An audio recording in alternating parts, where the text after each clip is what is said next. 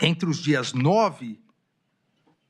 de junho de 2025, às 14 horas, e 10 de junho de 2025, às 19 horas e 4 minutos, na sala de sessão da primeira turma do Supremo Tribunal Federal, foram interrogados todos os corréus, iniciando-se com o colaborador Mauro Cid e, na sequência, em ordem alfabética, os demais réus. Na mesma audiência do dia 10 de junho de 2025, encerrados os interrogatórios dos réus, determinei a intimação das partes para eventuais requerimentos e diligências complementares nos termos do artigo 402 do Código de Processo Penal e do artigo 10 da Lei 8.038 de 90, que rege o procedimento nos tribunais superiores. Os réus formularam requerimentos e diligências complementares e a Procuradoria-Geral da República informou não possuir diligências a serem produzidas. Em 17 de 6 de 2025, deferi o pedido para a realização de acariação entre o réu colaborador Mauro César Barbosa Cid e Walter Souza Braga Neto, pedido esse formulado pela defesa de Braga Neto. E também deferi a pedido da defesa de Anderson Gustavo Torres a realização de sua acariação com a testemunha Marco Antônio Freire Gomes. Autorizei a juntada de documentos requerida pelo réu Paulo Sérgio Nogueira de Oliveira, bem como autorizei a juntada de exames periciais a serem providenciados pela defesa do réu Anderson Gustavo Torres. Ainda a pedido das defesas, determinei que o comandante da Marinha do Brasil informasse a data que foi expedida a diretiva relativa à Operação Formosa 2021 e que Google do Brasil informasse os dados do responsável pela inserção da minuta de decreto do golpe em domínio público. Todos os requerimentos e diligências que foram deferidos durante a instrução processual penal foram efetivamente realizados. Assim como todos os pedidos deferidos a pedido da Procuradoria-Geral da República com o oferecimento da denúncia, também todos os pedidos deferidos foram realizados. Em relação às defesas, da mesma maneira, em respeito ao devido processo legal e à ampla defesa, todas as diligências e requerimentos que foram deferidos durante a instrução processual foram efetivamente realizados. E faço aqui uma relação dos pedidos e das diligências solicitadas pelas defesas. Em decisão de 18 de junho de 2025, um novo incidente no curso da ação penal 2668, em decisão de 18 de 6 de 2025, considerada a alegada violação dos termos de colaboração premiada de Mauro César Barbosa Cid, determinei a instauração de inquérito em face de Luiz Eduardo de Almeida Santos Kuntz e Marcelo Costa Câmara para apuração da suposta prática de crime de obstrução de investigação de infração penal que envolva organização criminosa, inquérito esse que tramita na Polícia Federal. Em 27 de junho de 2025, encerrada a instrução com a realização de todos os requerimentos e diligências que foram deferidos, aqueles que foram deferidos na fase do artigo 402 do Código de Processo Penal, determinei a intimação das partes para a apresentação das alegações finais. Sucessivamente, no prazo de 15 dias, Procuradoria-Geral da República, colaborador premiado e os réus. Na mesma data, todos os tribunais foram oficiados para encaminhar em 5 dias as certidões de antecedentes criminais dos réus para fins de informação do processo. Todas as certidões foram anexadas aos autos. Em 14 de 7 de 2025, a Procuradoria-Geral da República apresentou suas alegações finais, pleiteando a procedência integral da ação penal, salientando os principais pontos da acusação. E aqui, presidente, tanto em relação à acusação Quanto em relação à defesa, porque o relatório assim o exige, salientar os principais pontos, mas deixarei que os detalhes maiores, os argumentos maiores, sejam expostos tanto pelo Procurador-Geral da República quanto pelos advogados, uma vez que todos realizarão sustentação oral. Em relação à Procuradoria-Geral da República, os principais pontos da alegação final foram: 1. A estruturação e atuação de organização criminosa que teria ocorrido entre o período do meio do ano de 2021 e o início de 2023, com o claro intuito de promover a ruptura da ordem democrática no Brasil. A Procuradoria-Geral da República ressaltou que o grupo liderado por Jair Messias Bolsonaro e composto por figuras-chave do governo, das Forças Armadas e de órgãos de inteligência, estruturou e executou o plano progressivo e sistemático de ataque às instituições democráticas, com a finalidade de prejudicar a alternância legítima de poder nas eleições de 2022 e minar o livre exercício dos demais poderes constituídos, especialmente do Poder Judiciário. Ainda salientou a Procuradoria-Geral da República que a organização criminosa liderada pelo ex-presidente da República, em conjunto com integrantes do alto escalão de governo e de setores estratégicos das Forças Armadas, estruturou e mobilizou de forma sistemática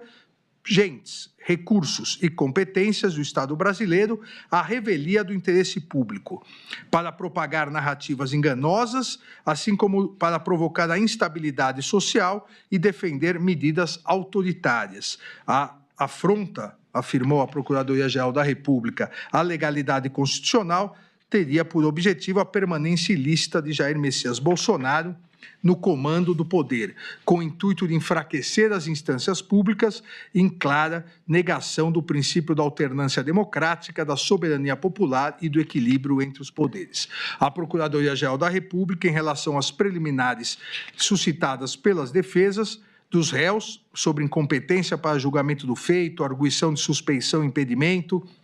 violação ao duplo grau de jurisdição e falta de acesso às provas dos autos, a Procuradoria-Geral da República ressaltou que todas essas alegações já haviam sido superadas pela primeira turma desse Supremo Tribunal Federal no momento do recebimento da denúncia. Especificamente, em relação à alegação de defesa de Anderson Gustavo Torres, suscitando a nulidade do depoimento dos comandantes das Forças Armadas, sob o argumento que teriam sido impropriamente induzidos na fase investigativa, a Procuradoria-Geral da República refutou a alegação, destacando que não houve qualquer irregularidade. Também em relação à alegação do réu Jair Messias Bolsonaro de nulidade da citação, uma vez que ocorreu durante a sua internação hospitalar, a Procuradoria-Geral da República rebateu a alegação, salientando a presença do réu em todos os atos da instrução e acompanhado de seus advogados regularmente constituídos.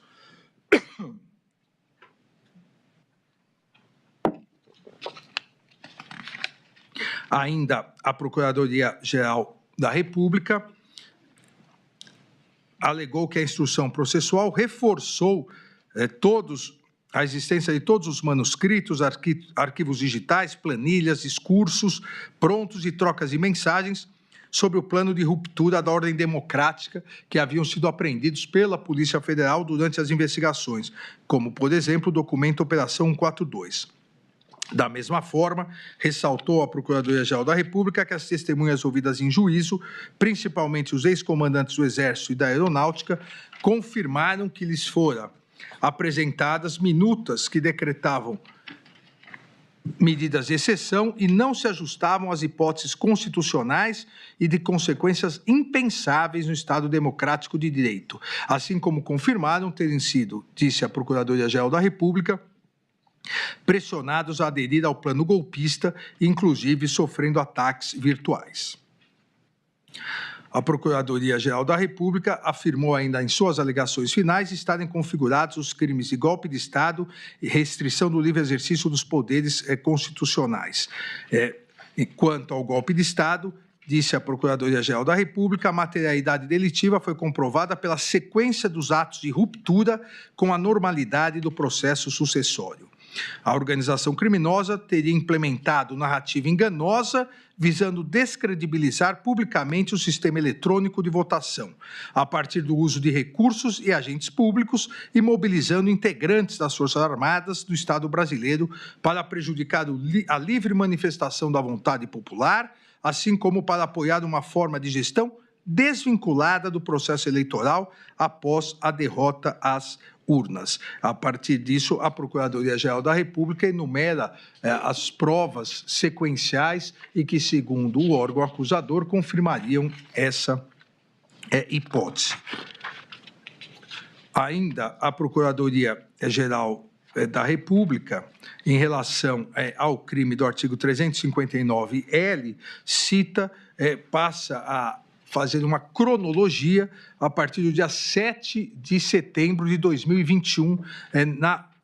de pronunciamentos na esplanada dos ministérios e na Avenida Paulista, inclusive salientando que o réu Jair Messias Bolsonaro incitou publicamente a animosidade contra o Poder Judiciário e seus integrantes. Ressalta ainda a Procuradoria-Geral da República que o protocolo da denominada representação eleitoral para a verificação extraordinária, questionando a integridade das urnas eletrônicas, com o intuito criminoso de intensificar a reação popular negativa em face da justiça eleitoral brasileira, consta nesses pronunciamentos. Afirmou ainda a existência de documentos sobre ações militares de monitoramento baseadas em plano de neutralização das autoridades públicas, a Operação Punhal Verde-Amarelo, o qual, afirma a Procuradoria-Geral da República, foi impresso nas dependências do Palácio do Planalto, visando restringir o exercício dos poderes constitucionais. Destacou ainda que o plano chegou ao seu ápice executório com a Operação Copa 2022 e que somente não foi concluída em virtude da não adesão do alto comando do Exército às minutas de exceção. Procuradoria-Geral da República cita a minuta do golpe, cita a participação do alto comando do Exército para impedir a concretização do golpe, descreve a execução do plano Punhal Verde-Amarelo, descreve as ações da denominada ABIN paralela para atingirem autoridades em exercício nos poderes constitucionais, e, paralelamente, para enfraquecer o sistema eletrônico de votação e facilitar a deposição do novo governo, como também etapas executórias do plano para obtenção do golpe de Estado. Procuradoria-Geral da República, também em suas alegações finais, afasta a aplicação do princípio da consunção ou absorção para os crimes previstos no artigo 359-L e 359-M do Código Penal, atentar contra as instituições e tentativa de golpe de Estado, uma vez que, afirma a Procuradoria-Geral da República, uma vez que a ofensa simultânea aos bens jurídicos não afasta a ocorrência de dois crimes autônomos. Ressaltou que, apesar dos crimes estarem inseridos no mesmo capítulo do Código Penal e coincidam na função geral de tutela da ordem constitucional democrática, os objetos de proteção não se confundem, pois o artigo 359-L criminaliza a tentativa de abolir o próprio Estado democrático de direito mediante a restrição de exercício dos poderes constitucionais. Já o artigo 359-M criminaliza o ato de tentar depor o governo legitimamente constituído, mesmo que se mantenha, ao menos formalmente, a estrutura democrática. Também apresentou as provas que entende suficientes para as condenações pelos crimes de dano e deteriorização do patrimônio tombado, artigo 163, e o artigo 62 do Código, ambos do Código Penal, que foram um resultado final da empreitada delitiva ocorrida no dia 8 de janeiro de 2023, salientando que nos atos antidemocráticos realizados no dia 8 de janeiro de 2023, os apoiadores do líder da organização criminosa, Jair Messias Bolsonaro, munidos de artefatos de destruição, avançaram sobre a Praça dos Três Poderes em marcha organizada. Os apoiadores invadiram o Senado Federal, invadiram a Câmara dos Deputados, o Palácio do Planalto e o Supremo Tribunal Federal,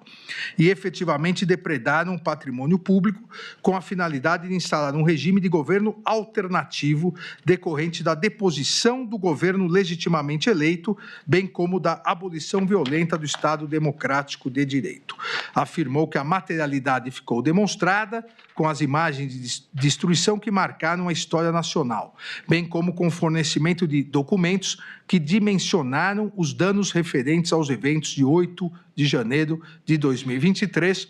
documentos esses enviados pelo Senado Federal, a Câmara dos Deputados e o Supremo Tribunal Federal. Em relação aos benefícios decorrentes do acordo de colaboração premiada celebrado pelo réu Mauro César Barbosa Cid com a Polícia Federal, a Procuradoria-Geral da República afirmou que os benefícios devem ser aplicados com observância ao princípio da proporcionalidade, com a análise da efetiva contribuição do colaborador para o esclarecimento dos fatos e o grau de lealdade demonstrado ao longo do procedimento. Alegou, portanto, comportamento contraditório do réu colaborador em razão de omissões e resistência ao cumprimento integral das obrigações, sugerindo a redução da pena a ser fixada em patamar mínimo e, por sua vez, a redução de 1/3 da pena imposta pela prática criminosa como benefício premial em razão da sua colaboração, e sugerindo o afastamento da concessão do perdão judicial, da conversão automática da pena privativa de liberdade em restritiva de direitos e também o afastamento da redução máxima de 2/3. E encerrou solicitando, requerendo a condenação de todos os réus pelos crimes imputados. Em 29/7 de 2025, a defesa do réu colaborador Mauro César Barbosa Cid apresentou as alegações finais, ressaltando em síntese, porque aqui também, novamente, o eminente advogado do réu colaborador detalhará, assim como o procurador-geral, nas sustentações orais, mas ressaltou em síntese que Mauro César Barbosa Cid firmou acordo de colaboração premiada por livre e espontânea vontade, sempre com orientação e acompanhamento de seus defensores, em todos os atos processuais em que foi intimado. Que o acordo de colaboração premiada preencheu todos os requisitos de validade, eficácia e efetividade, e como tal foi homologado e ratificado pelo colaborador e por essa Suprema Corte. Ainda alegou a defesa de Mauro Cid que, em que pese a defesa técnica discordar da acusação, ou pelo menos da capitulação atribuída pela Procuradoria-Geral da República quanto aos fatos narrados e sua autoria, não é possível afirmar que Mauro César Barbosa Cid não falou tudo o que sabia, muito menos que ele tivesse mentido ou omitido o fato relevante que tinha a obrigação contratual de falar. Alega ainda que a discussão sobre o documento referido pela Procuradoria-Geral da República como minuta golpista, narrada pelo colaborador, foi confirmada pelos 3 comandantes das Forças Armadas, General Freire Gomes, Almirante Almir Garnier e Brigadeiro Batista Júnior, bem como pelo réu Jair Messias Bolsonaro. A reunião, segundo a defesa, a reunião de apresentação dos considerandos também foi confirmada pelos comandantes das Forças Armadas. Alega ainda que, conforme esclarecido por Mauro César Barbosa Cid, as discussões materializadas nos considerandos surgiram após Jair Messias Bolsonaro sustentar a existência de fraude nas eleições, o que também foi confirmado por todos que participaram na reunião. Em relação à reunião do dia 12 de novembro de 2022, na casa de Walter Souza Braga Neto, a defesa de Mauro César Barbosa Cid alega não existir divergência sobre a sua realização, embora o réu colaborador não tenha participado efetivamente. A defesa ainda diz que, no que diz respeito à solicitação de dinheiro a Walter Souza Braga Neto, também não haveria controvérsia, havendo divergência tão somente em relação à sua efetiva entrega, uma vez que Mauro César Barbosa Cid afirma ter recebido uma sacola de vinho, enquanto Walter Souza Braga Neto nega ter entregado os valores. Ainda afirma a defesa que a Procuradoria-Geral da República em uma linha muito tênue entre a realidade e a deslealdade processual, utiliza-se de todas as informações e provas colhidas a partir da colaboração premiada, ancorando nela a base de toda a sua acusação, sustentando ao final da instrução em suas razões que o colaborador não merece o prêmio ajustado no acordo. Afirma a defesa que, à luz da decisão proferida pelo eminente ministro relator, em 23 de novembro de 2024, de forma clara e direta, teria sido reiterada a rigidez e eficácia do acordo de colaboração premiado, firmado por Mauro César Barbosa Cid, e não há qualquer fato superveniente ou juridicamente relevante capaz de infirmar tal reconhecimento, e que seria inaceitável que o colaborador fosse agora surpreendido com um pedido absolutamente desarrazoado pela Procuradoria-Geral da República, no sentido de revisar unilateralmente os benefícios pactuados. Afirma que nenhuma prova foi produzida em juízo contra Mauro César Barbosa Cid e nenhuma testemunha descreveu qualquer conduta típica dolosa, acessória ou contributiva do réu colaborador. A defesa de Mauro César Barbosa Cid afirma que ele não participou de reuniões golpistas, não ordenou, não incentivou qualquer ato de violência, não promoveu ruptura institucional e não se reuniu para planejar golpes de Estado. E diz que as provas produzidas em sede policial desmentem a acusação em relação ao réu colaborador Mauro César Barbosa Cid. No final, além de pedir a absolvição, dizendo que há um excesso acusatório, pede também a manutenção integral dos benefícios previstos no acordo de colaboração premiada. Em 13 de agosto de 2025, todas as defesas dos corréus apresentaram suas alegações finais. A defesa de Alexandre Ramagem Rodrigues apresentou os seguintes principais argumentos. Segundo a narrativa apresentada pela Procuradoria-Geral da República, o crime tipificado no artigo 2º da Lei 2.850 se perpetuou para além da diplomação, razão pela qual pediu também a suspensão desse crime. Alegou ausência de prova das imputações em relação ao réu Alexandre Ramagem Rodrigues, uma vez que ele não teria participado de construção e disseminação de narrativa de fraude eleitoral, não haveria uso indevido de estrutura estatal para fins políticos e também não participou de interferência em órgãos de controle e persecução. Afirma a sua defesa que os elementos de informação amealhados pela acusação não se confundem com o standard probatório necessário à condenação de Alexandre Ramagem Rodrigues. Diz que, embora a Procuradoria-Geral da República tenha afirmado que o documento Presidente TSE informa.docx, criado em 10 de julho de 2021, revelaria que Alexandre Ramagem Rodrigues teria se aprofundado em argumentos falaciosos sobre o resultado eleitoral de 2018, questionando a credibilidade do Tribunal Superior Eleitoral para a contagem dos votos, a Procuradoria-Geral da República teria desconsiderado que o texto se limitou a reproduzir manifestações públicas de Jair Messias Bolsonaro. Ainda a defesa de Alexandre Ramagem afirma que o conteúdo texto apresentava argumentos para a adoção do denominado voto auditável ou voto impresso, tema que à época integrava a pauta do Congresso Nacional. Em relação ao documento Bom Dia Presidente.docx,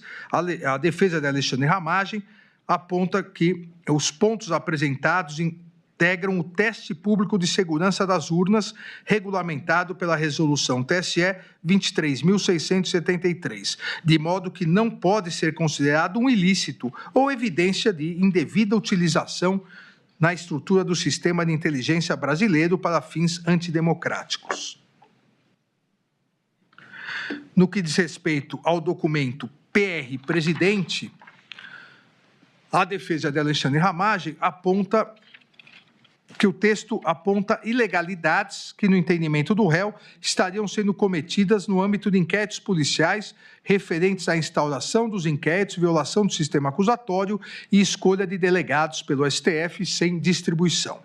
O texto contém, também segundo a defesa, anotações pessoais e privadas e não possui qualquer relação com o eventual descumprimento infundado de ordens judiciais. Sobre ainda o texto presidente.docx, a defesa de Alexandre Ramagem afirma que o seu conteúdo diz respeito a considerações que refletem manifestações públicas já emitidas por Jair Messias Bolsonaro, não sendo possível afirmar que o réu Alexandre Ramagem Rodrigues municiava o ex-presidente de argumentos para atacar autoridades públicas. Com base na prova testemunhal produzida nos autos, a defesa diz que é possível concluir que Alexandre Ramagem Rodrigues, de fato, utilizava uma sala no Palácio do Planalto, mas para atender várias pessoas, não apenas o presidente da República, e que não haveria prova nos autos para concluir que era um hábito frequente ou com um dia específico suas audiências com o presidente da República. Os documentos juntados aos autos pela defesa, segundo ela mesma, demonstram que Alexandre Ramagem Rodrigues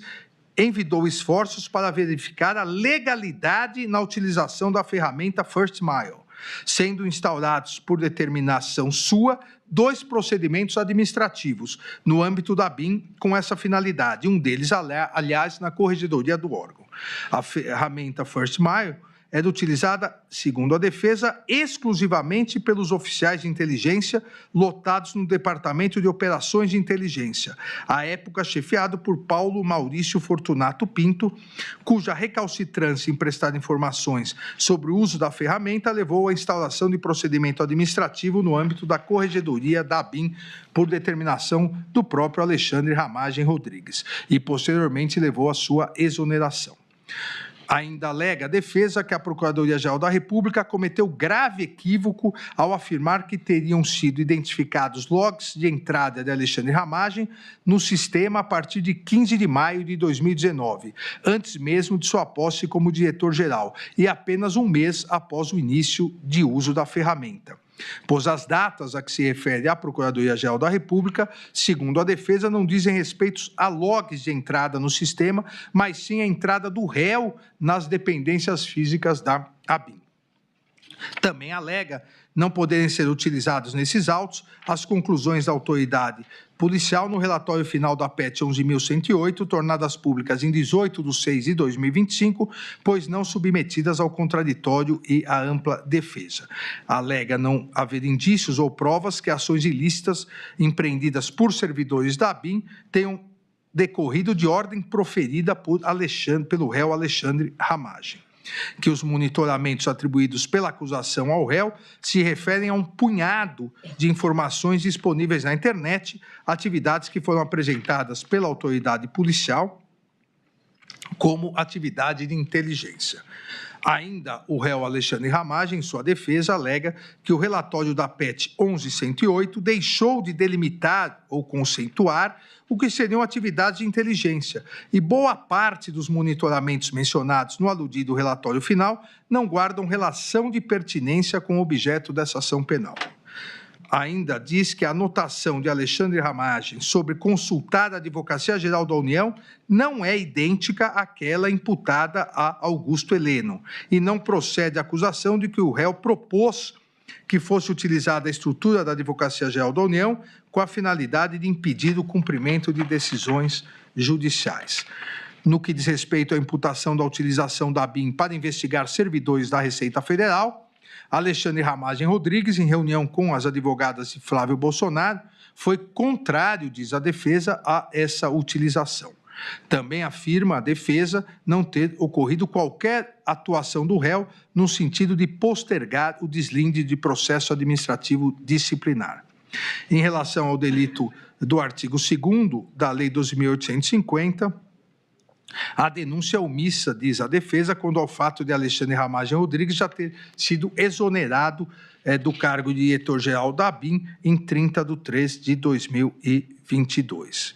Também em relação aos delitos do artigo 359-L e 359-M, diz a defesa que fere a lógica e a razoabilidade a tentativa de imputar ao réu qualquer responsabilidade por tão graves condutas que, segundo a Procuradoria-Geral da República, seriam de abolir as estruturas democráticas, impedindo o funcionamento de um poder, o legislativo, para o qual acabara de ser eleito, e pede a absolvição.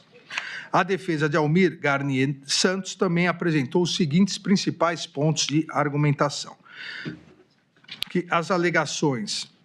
finais da Procuradoria-Geral da República narram fatos estranhos à denúncia, notadamente o desfile da Marinha na Praça dos Três Poderes, interpretados como ato simbólico de apoio ao suposto intento golpista, e a ausência do réu na cerimônia de passagem de comando da Marinha, no qual Almir Garnier Santos supostamente teria atuado de forma a reforçar a suposta agenda golpista. Afirma a defesa que isso configura mutatio libelli. Também afirma que a colaboração premiada de Mauro César Barbosa Cid está viciada por responsabilidade do colaborador, de modo que deve ser decretada a invalidade das suas declarações. Continua afirmando não haver provas que permitam, com a certeza necessária, estabelecer uma condenação penal e uma conexão direta entre as condutas imputadas por Almir Garnier Santos e os atos de 8 de janeiro de 2023. A ausência de provas concretas que estabeleçam uma conexão direta entre as condutas deve levar à absolvição. Também afirma que a ausência de criação de risco proibido, pois os atos imputados se inscrevem no legítimo exercício da liberdade de expressão política. Continua a defesa de Almir Garnier Santos, dizendo que a quebra do nexo causal, uma vez que os fatos ocorreram em um contexto político legítimo de debate e a transição de poder desqualifica qualquer continuidade de plano golpista, devendo ser reconhecida a ausência de nexo causal entre os atos descritos na denúncia e os atos do dia 8 de janeiro de 2023, e, por consequência, deve ser declarada a tipicidade das condutas imputadas. Ainda a defesa de Almir Garnier Santos afirma que os fatos narrados na denúncia se limitam, em relação a Almir Garnier Santos, a participação do acusado em 2 reuniões, realizadas nos dias 7 de dezembro e 14 de dezembro de 2022, bem como a assinatura de uma nota publicada no dia 11 de novembro de 2022, que foi assinada pelos 3 comandantes das forças. Quanto à nota, a defesa diz que as informações colhidas na instrução processual foram claras, ao revelar que a sua publicação não ocorreu a mando do então presidente da República, Jair Messias Bolsonaro, e que se tratava de ato destinado a apaziguar o país. As reuniões dos dias 7 e 14 de dezembro de 2022, afirma a defesa de Almir Garnier, foram conhecidas apenas após as investigações se iniciarem, razão pela qual não possuem qualquer relevância na cadeia causal imaginada pela Procuradoria-Geral da República, uma vez que não tinham capacidade de causar qualquer interferência, dada a sua natureza privada. Ainda a defesa diz que, quanto às mensagens endereçadas por Walter Souza Braga Neto, nas quais determina um interlocutor que elogia Almir Garnier Santos, não há nos autos qualquer prova que evidencie a materialização dessa ordem, como publicações ou vídeos com a intenção de influenciar quem quer que seja. Diz ainda a defesa que até mesmo o desfile de tanques realizado no dia 10 de agosto de 2021, bem como a troca de comando, realizada no dia 5 de janeiro de 2023, não possuem relevância na cadeia causal que integra os acusados dos atos de 8 de janeiro de 2023, seja como elemento determinante dessa relação, seja como fato capaz de incrementar um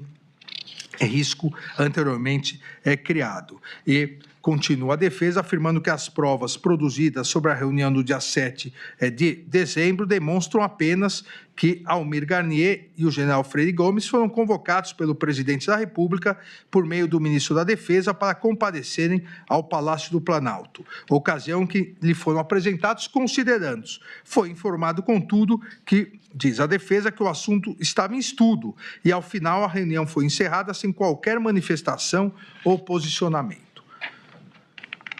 Ainda afirma que, no confronto entre os depoimentos de Batista Júnior e Ferreira Gomes, deve prevalecer o depoimento deste último, uma vez que é corroborado por duas evidências relevantes, a nota divulgada pela Marinha e o depoimento do almirante Olsen, ambos negando qualquer mobilização de tropas. Por outro lado, o depoimento de Batista Júnior, que é o único a afirmar que as tropas foram colocadas à disposição, não conta, segundo a defesa, com qualquer outra prova que o sustente. Ainda continua a afirmar que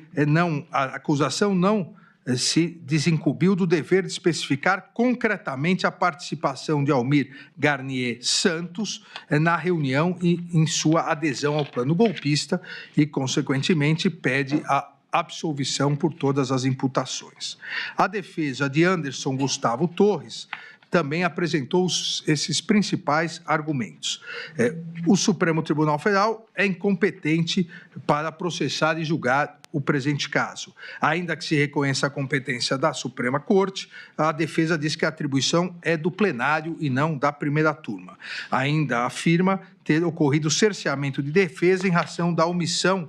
da apuração da indexação da minuta do golpe no Google, uma vez que o Google Brasil respondeu não poder identificar o responsável pela inserção por não hospedar o conteúdo, limitando-se a indexar páginas de terceiros, e que a defesa requereu esclarecimentos técnicos complementares indeferidos pelo ministro relator por sua suposta impertinência.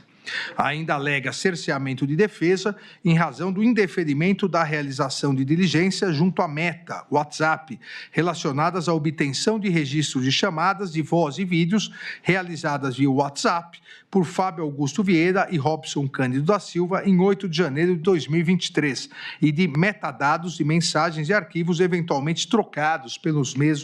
mesmo aplicativo. A defesa de Anderson Torres continua em suas alegações, dizendo que a Procuradoria-Geral da República não expôs o fato criminoso com todas as suas circunstâncias, deixando de atender o comando do artigo 41 do Código de Processo Penal. Segundo a defesa, a peça acusatória imputa a Anderson Torres 4 condutas distintas. A live, realizada em 29/7 de 2021, reunião ocorrida na data do 5/7 de 2022, uso indevido da máquina estatal, especialmente da Polícia Rodoviária Federal, para beneficiar Jair Messias Bolsonaro entre o primeiro turno e o segundo das eleições de 2022 e suposta omissão imprópria enquanto exerceu o cargo de secretário de Segurança Pública do Distrito Federal, em janeiro de 2023. Diz a defesa que, em relação à live de 29/7 de 2021, o réu foi convocado a participar pelo presidente e sua fala foi aproximadamente de 4 minutos, em que somente leu, seguindo a orientação de sua assessoria. Sobre a reunião ministerial do 5 de julho de 2022, a defesa diz que o réu, em fala de aproximadamente 5 minutos, limitou-se a sugerir que os demais ministros tornassem públicas as ações e políticas conduzidas por suas pastas. No que diz respeito à imputação de instrumentalização da Polícia Rodoviária Federal para comprometer a lisura do segundo turno das eleições presidenciais de 2022, alega a defesa que não houve repasse e utilização dos boletins de inteligência pela Polícia Rodoviária Federal, que eventuais encontros e conversas mantidos entre Anderson Torres e Marília Ferreira de Alencar eram absolutamente naturais e compatíveis com as atribuições institucionais de ambos, que em relação à reunião institucional ocorrida em 19/10 de 2022, na sede do Ministério da Justiça, a alta cúpula da Polícia Federal presente na reunião, composta pelo diretor-geral, Márcio Nunes, pelo diretor de combate ao crime organizado, Caio Pelim, e pelo diretor de inteligência, Alessandro Moretti, que foi ouvida nessa ação penal, a alta cúpula, e foi categórica ao afirmar que jamais houve naquela reunião, ou em qualquer outra, qualquer determinação, orientação ou sugestão ilícita oriunda do então ministro da Justiça, Anderson Gustavo Torres. Ainda diz a defesa que o depoimento de Batista Júnior foi no sentido que não teve certeza da participação de Anderson Gustavo Torres em qualquer reunião, e o depoimento de Freire Gomes foi no sentido de que nunca presenciou ou discutiu qualquer assunto ilegal com o réu. Anderson Gustavo Torres ainda afirma em sua defesa não ter participado das reuniões de 7 de dezembro e 14 de dezembro de 2022, ocasião na qual, em tese, documentos antidemocráticos foram apresentados aos comandantes das forças. E diz ainda que, compulsando os relatórios de entrada e saída do Palácio da Alvorada, entrevê-se que Anderson Torres, Freire Gomes e Batista Júnior, diz a defesa, jamais estiveram presentes no mesmo local e horário. Ainda afirma a defesa que a minuta discutida na reunião de 7 de 12 de 2022 não corresponde ao documento apreendido na residência, em sua residência. Diz que exame papiloscópico feito pela Polícia Federal não encontrou as digitais de qualquer dos denunciados na minuta, que minutas de igual teor circulavam e circulam, diz a defesa, livremente pelo território nacional, algumas inclusive no Google e no site Conjura. Ainda diz que, em relação à viagem aos Estados Unidos, e-mail da própria Gol, companhia Gol, mostra comprovantes da agência de turismo e ata notarial, evidenciando que, diferentemente do alegado pela Procuradoria-Geral da República, as passagens aéreas foram, de fato, adquiridas em 21 de 11 de 2022, quando sequer se cogitava a realização de manifestações no dia 8 de janeiro de 2023. Ainda diz que o depoimento do governador Ibanez Rocha no inquérito civil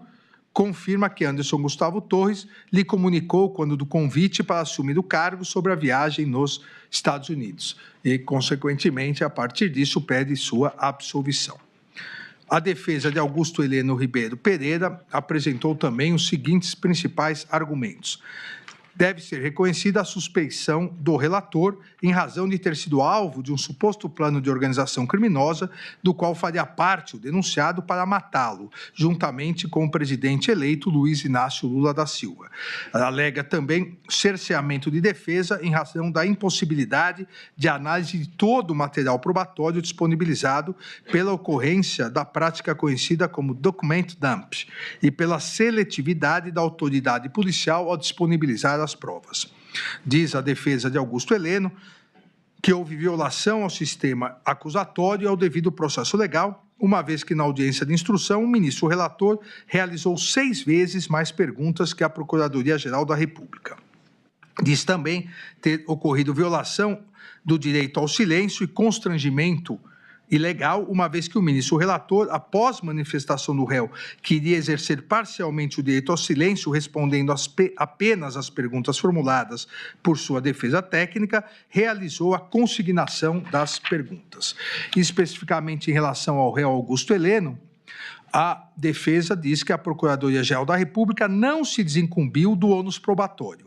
Em relação à live realizada no dia 7 de setembro de 2021, a atuação do réu seria, segundo a defesa, unicamente com presença física, sem proferir qualquer palavra ou se manifestar em qualquer sentido. Augusto Heleno, segundo a defesa, é favorável ao voto impresso, mas após o Congresso Nacional derrubar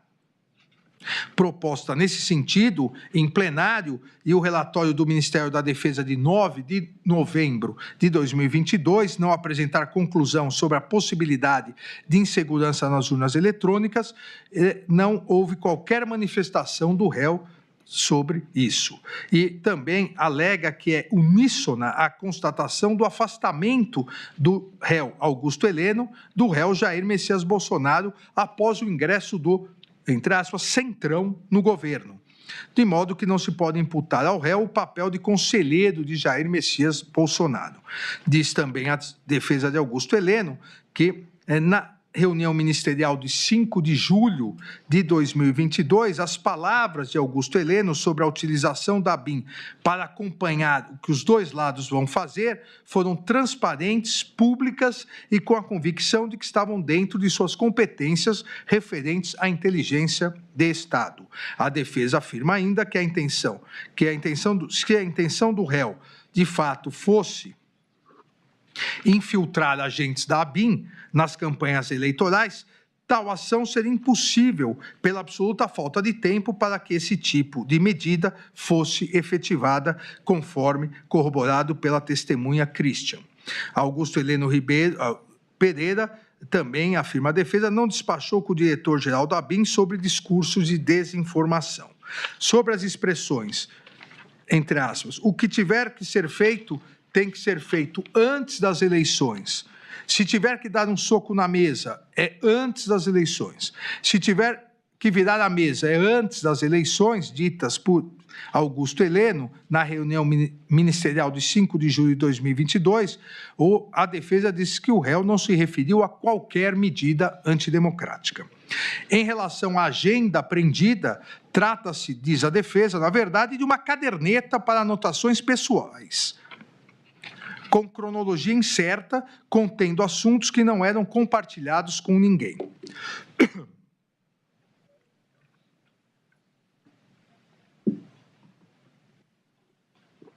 Diz a defesa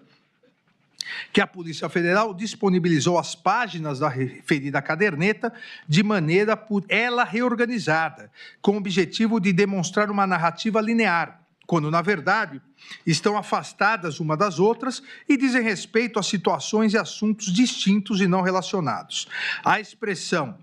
entre aspas, é válido continuar a criticar a urna eletrônica, diz respeito, segundo a defesa, a uma posição pessoal do réu. O réu, segundo a defesa, não elaborou um manual para descumprimento de decisão judicial por meio da Advocacia Geral da União.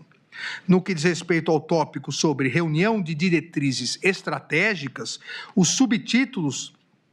caracterizariam orientações para uma futura campanha eleitoral e que foram redigidos antes da metade do mandato, o que também, segundo a defesa, foi manipulado pela autoridade policial. Não são verdadeiras, diz a defesa, as alegações de que o réu teria politizado o Gabinete de Segurança Institucional. Ainda diz a defesa de Augusto Heleno que a menção feita nas razões finais da acusação à reunião ocorrida entre o presidente da República, seu filho, senador Flávio Bolsonaro, e duas advogadas é descabida. E quando o réu percebeu que o assunto da reunião não dizia respeito ao GSI, pediu licença e se retirou sem implementar nenhuma providência. Augusto Heleno, também segundo sua defesa, nunca tratou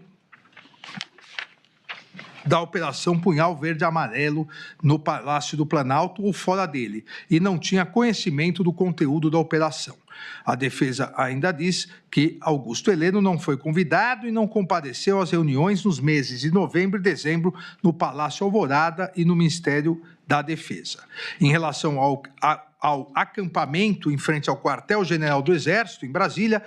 diz a defesa que o réu nunca lá esteve e nem compareceu a qualquer outro acampamento. Tampouco se manifestou favoravelmente a esse tipo de acampamento em suas redes sociais. O réu, continua a defesa, o réu não teve qualquer participação nos eventos de 8 de janeiro de 2023 e após a sua exoneração no GSI, em 31/12 de 2022, não teve qualquer contato com os servidores do órgão. Além disso, toda a sua diretoria foi exonerada na mesma ocasião.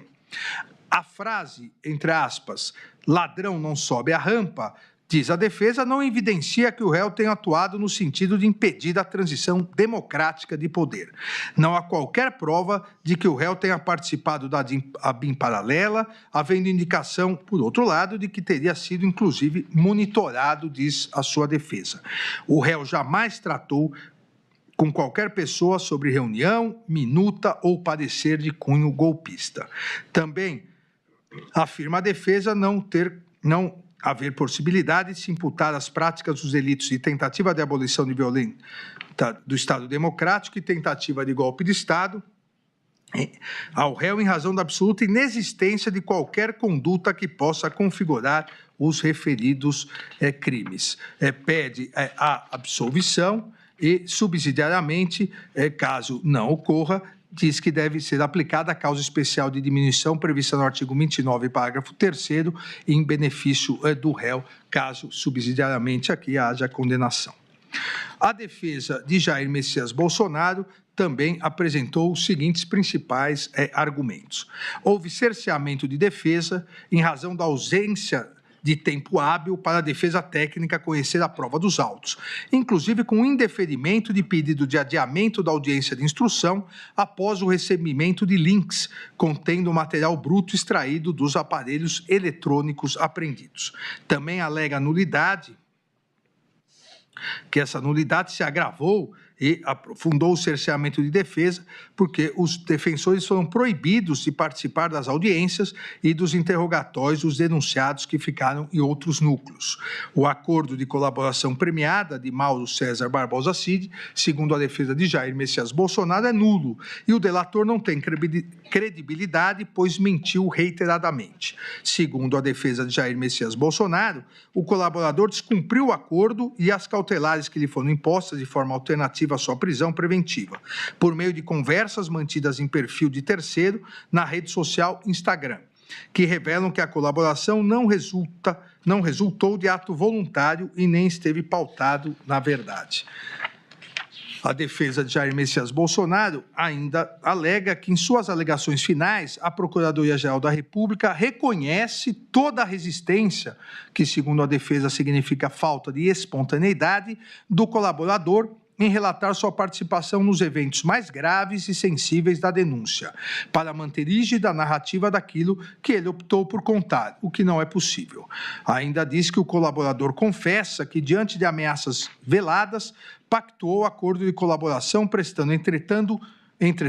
declarações manipuladas, e a Procuradoria-Geral da República resistiu em afirmar sua imprestabilidade porque precisa de parte dela, daquela que não está abrangida pela descoberta espontânea da Polícia Federal. O tema e o debate relativo ao voto impresso, diz a defesa de Jair Messias Bolsonaro, ocuparam a campanha eleitoral em 2022. E foi nesse contexto de campanha eleitoral e debate político que a reunião ministerial de 5 de julho de 2022 e a reunião com os embaixadores de 18 de julho de 2022 foram sempre interpretadas. A notícia de que o discurso de Jair Messias Bolsonaro e Walter Souza Braga Neto, no dia 7 de setembro de 2022, bem como a reunião com os embaixadores narrados na denúncia, já foram alvos de processos eleitorais que levaram à sua inelegibilidade, não podendo, portanto, conforme diz a defesa, serem interpretados como atos criminosos. A transição do governo, com a participação do ex-presidente Jair Messias Bolsonaro, também foi fato amplamente provado nos autos. E diz a defesa que, encerrada a transição, Jair Messias Bolsonaro deixou o país e, quando o fez, os atos criminosos e golpistas de 8 de janeiro de 2023, ocorridos 10 dias após, não eram sequer previsíveis, além de terem ocorrido apesar das ações de Jair Messias Bolsonaro. As imputações da Procuradoria-Geral da República contra Jair Messias Bolsonaro não encontram, segundo a defesa, respaldo nem na lógica nem na prova dos autos.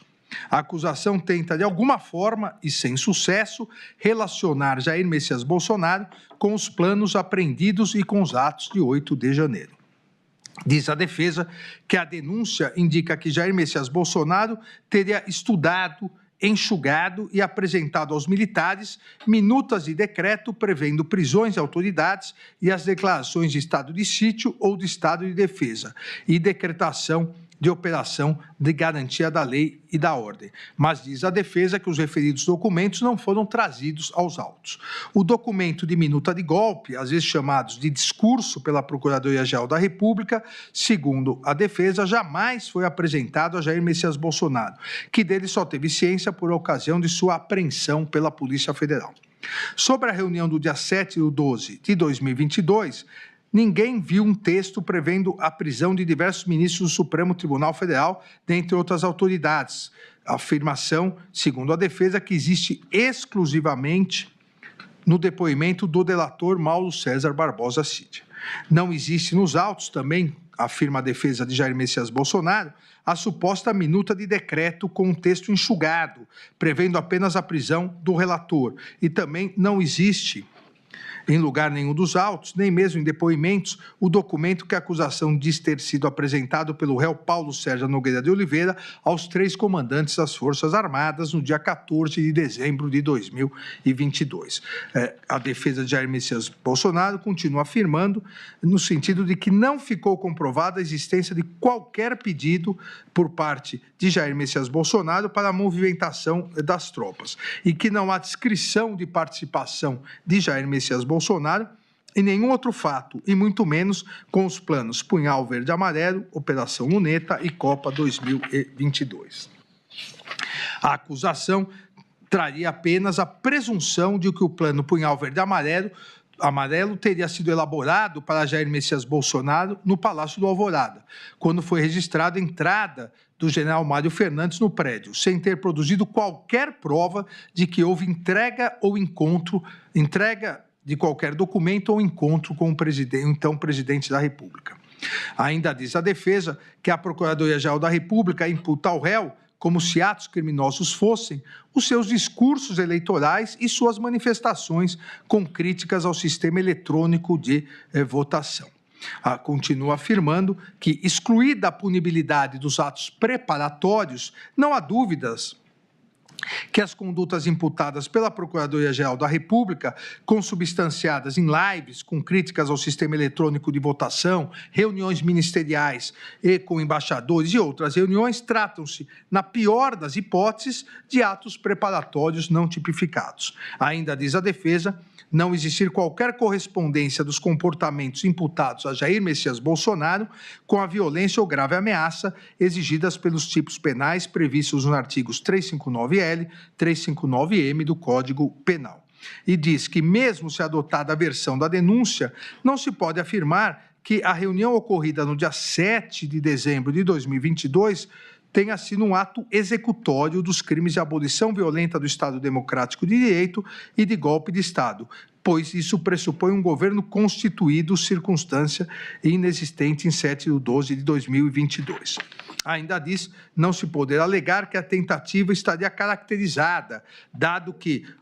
entre aspas, o golpe tentado não se consumou pela fidelidade do Exército, não obstante o desvirtuamento de alguns dos seus integrantes e da aeronáutica, a força normativa democrática em vigor, que foi a afirmação feita pela Procuradoria-Geral da República. E a defesa diz que a tentativa não estará caracterizada, pois não se aperfeiçoou qualquer ato de início de execução que pudesse ativar a incidência de uma circunstância alheia à vontade do agente, uma vez que não houve qualquer assinatura do decreto. A tentativa, diz a defesa, existe a tentativa de atribuição de responsabilidade penal sem a imputação de qualquer conduta a Jair Messias Bolsonaro no que diz respeito à utilização indevida da estrutura da Polícia Rodoviária Federal e da ABIN paralela. No que diz respeito aos atos de 8 de janeiro de 2023, também a defesa de Jair Messias Bolsonaro diz não ser possível falar, como pretende a Procuradoria-Geral da República, em participação por instigação em crimes multitudinários. A estrutura governamental, então instalada no Palácio do Planalto, revestia-se de plena licitude e legalidade, funcionando nos termos da Constituição Federal, não havendo que se falar na existência de qualquer organização criminosa, conclui a defesa. Também nunca houve qualquer cooperação criminosa de Jair Messias Bolsonaro com os demais denunciados na PEC 12 e 100. Por fim, a defesa diz que as condutas criminosas narradas na acusação teriam como objetivo manter Jair Messias Bolsonaro no poder, que essas alegações não são suficientes para apontá-lo como integrante ou líder da organização criminosa, ainda que pudesse eventualmente ser beneficiário pelos crimes, pelo resultado dos crimes. Pede a absolvição do réu Jair Messias Bolsonaro e, subsidiariamente, caso não haja, diz que deve ser reconhecida a desistência voluntária ou a consunção, absorção ou ainda concurso formal entre os delitos previstos nos artigos 359-L e 359-M do Código Penal. A defesa de Paulo Sérgio Nogueira de Oliveira também apresentou esses principais argumentos. Diz que Paulo Sérgio Nogueira de Oliveira é inocente e atuou ativamente para evitar a realização de um golpe de Estado e a abolição violenta do Estado Democrático de Direito, aconselhando Jair Messias Bolsonaro no sentido de que nada poderia ser feito diante do resultado das eleições. O réu,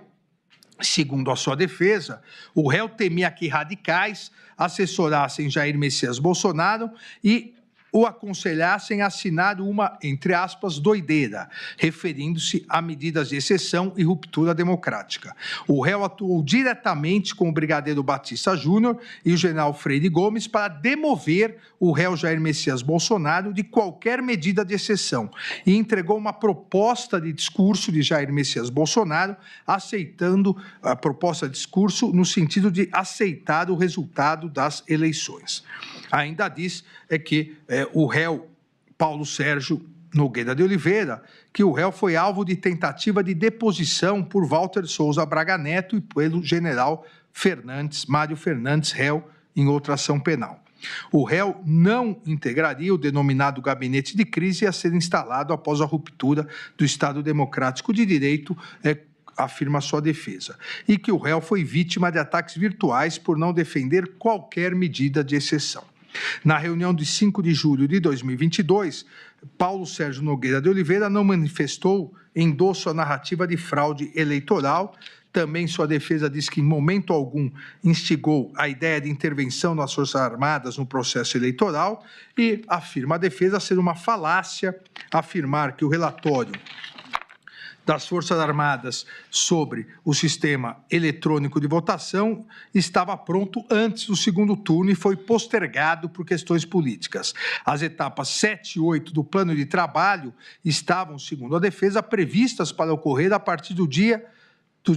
seguinte ao segundo turno e até 60 dias após o pleito. Também afirma a defesa não proceder a afirmação de que o Ministério da Defesa, após ser intimado a prestar informações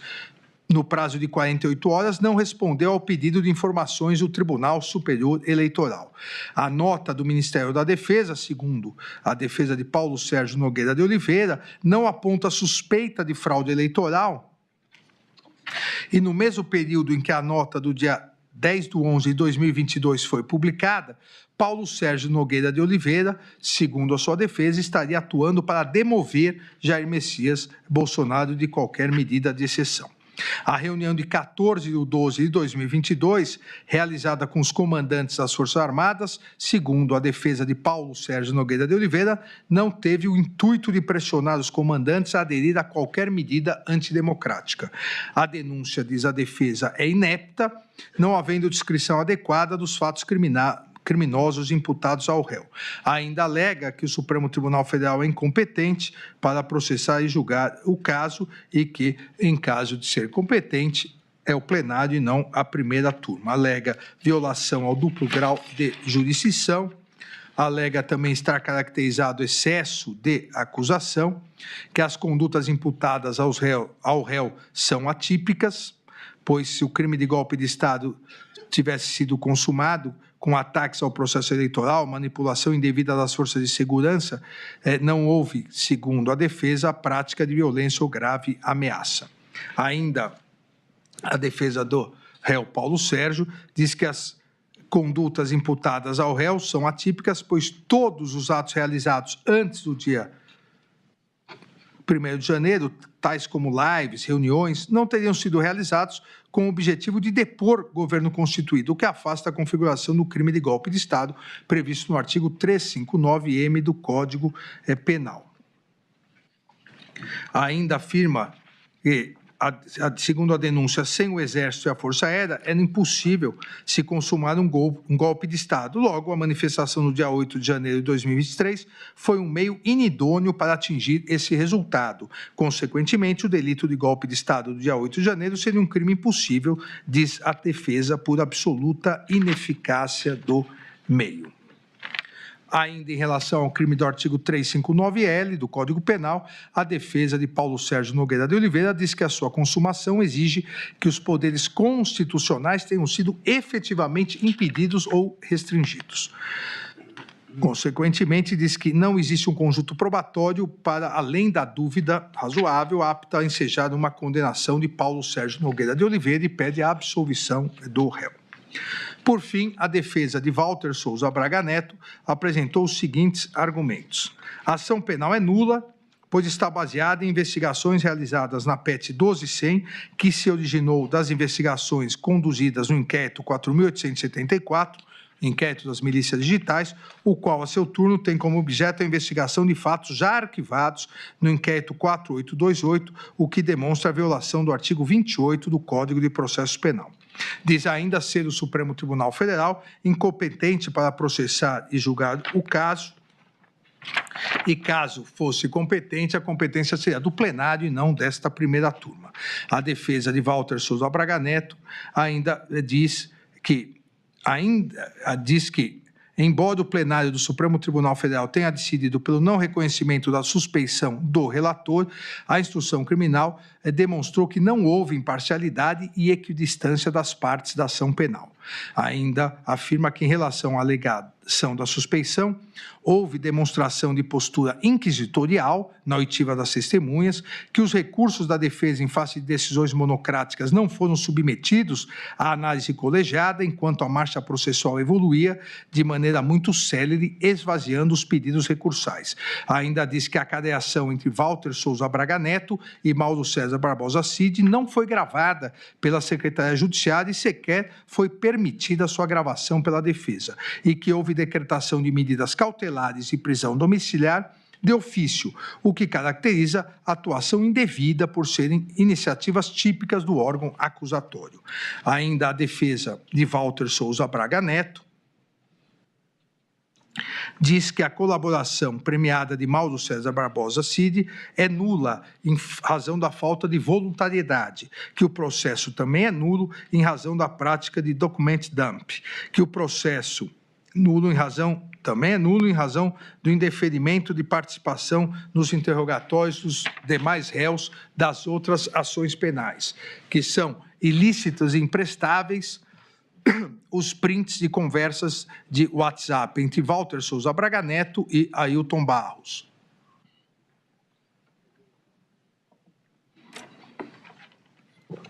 Que o processo é nulo a partir da cadeação realizada entre Walter Souza Braga Neto e Mauro César Barbosa Cid, em razão da não realização de sua gravação por violação ao direito assegurado no artigo 367, parágrafo 6º do Código de Processo Civil e do artigo 3º do Código de Processo Penal.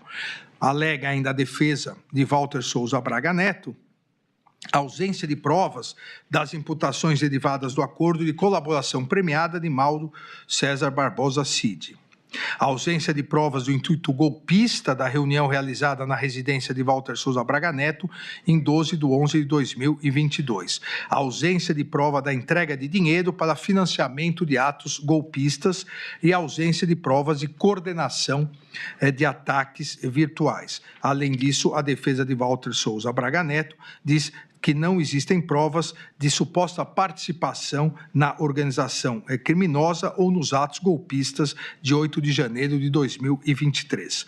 A defesa de Walter Souza Braga Neto alega atipicidade nos crimes contra o Estado Democrático de Direito em razão da impossibilidade de condenação por atos meramente preparatórios e ausência das elementares do tipo violência e grave ameaça. Alega ainda a existência de vedação do bis in idem, ou seja, da duplicação, pela dupla imputação de abolição violenta do Estado Democrático de Direito, artigo 359-L, e do golpe de Estado, artigo 359-M, ambos do Código Penal. E